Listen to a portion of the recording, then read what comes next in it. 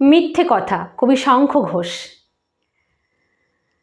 লোকে আমায় ভালোই বলে, দিব্যি চলন সই, দোষের মধ্যে একটু নাকি মিথ্যে কথা কই। ঘাটশিলাতে যাবার পথে ট্রেন ছুটছে যখন, মায়ের কাছে বাবার কাছে করছি বকম বকম। হঠাৎ দেখি মাঠের মধ্যে চলন্ত সব গাছে এক এক রকম ভঙ্গি ফোটে, এক এক রকম নাচে।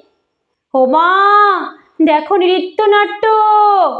যেই বলেছি আমি, মা বকে দেয়, বড্ড তোমার বেড়েছে ফাজলামি।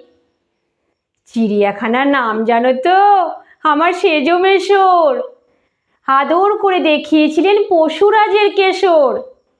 কদিন পরে চুন খসানো দেওয়ালে দেখিয়ে কি ঠিক অবিকল সেই রকমই মূর্তি যেন দেখি।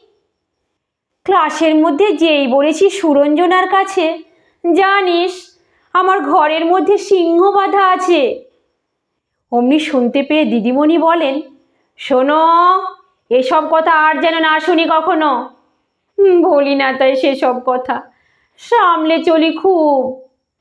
কিন্তু সেদিন হয়েছে কি এমনই বেয়াকুব, আকাশ পাড়ে আবারও চোখ গিয়েছে আটকে।